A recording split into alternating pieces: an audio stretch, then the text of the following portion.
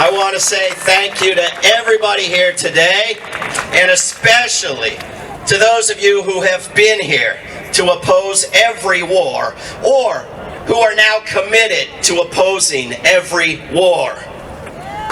This Lincoln Memorial glorifies a war of long ago, and it really doesn't matter what our various opinions are on the wisdom of the U.S. having used war, unlike much of the rest of the world, as a tool against slavery. As long as today, state after state is removing the exception that allows slavery as punishment for a crime simply by passing legislation without first picking out some big fields and slaughtering lots of people. I haven't read a single proposal to end mass incarceration that says the first step should be mass murder and leveling cities, and the second step banning mass incarceration. Today we know enough to jump straight to the useful goal without using it to justify war.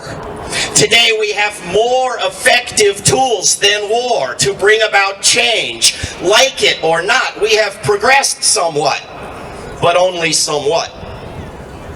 It is always nice to have new people oppose a new war, but sad to see people who opposed a past war support a new one. Because if we ever want to mobilize the activism required to defund the most expensive and destructive institution ever created, the U.S. military, we will have to come to an understanding that the problem is not any particular war. The problem is not any side of any particular war. The problem, the only thing we should be calling an enemy, is the very idea that there can be a right side in the toxic tango of organized mass murder that is every war.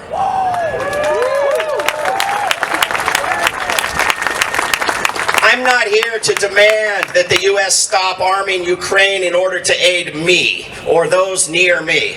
The money, buying the weapons to ship to Ukraine and to prepare for yet more wars, is making Ukraine worse off, not better, while risking nuclear apocalypse for us all, and could instead, if spent wisely, be a major benefit not just to this country, but to the world.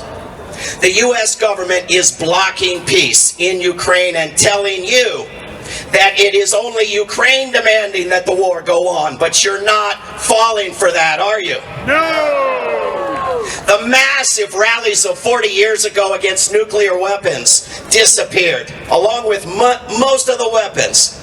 But enough weapons remained to end life on Earth, and the risk of that is rising. And the only way out of it, is the abolition of war and of nuclear weapons. I know that supporters of war believe against all evidence, but in line with everything this culture tells them, that war is a wise tool for defense, a belief on which limits are not easily imposed. Everyone is supposed to be welcome to believe whatever they want. But just as with climate denial of the superior power of nonviolence is a belief that will end all other beliefs by ending all life. Our luck cannot hold out. If the nuclear weapons do not get us, the environmental destruction exacerbated by war and the lack of global cooperation impeded by war will. Meanwhile, war fuels bigotry, justifies secrecy, proliferates violence and weaponry, and corrodes our culture, conflating disagreement with murderous enmity. War thinking makes even looking at the facts of nonviolent activism seem like some sort of shameful betrayal.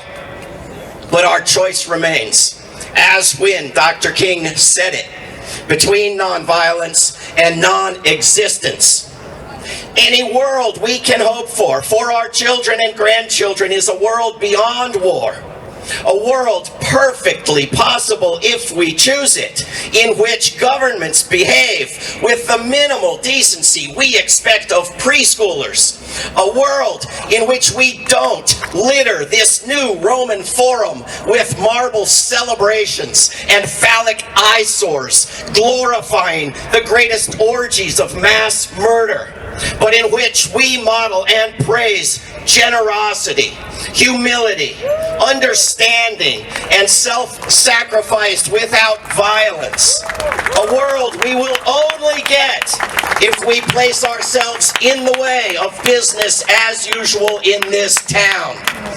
I leave you with these goals: Russia out of Ukraine, NATO out of existence, the war machine abolished, peace on our planet.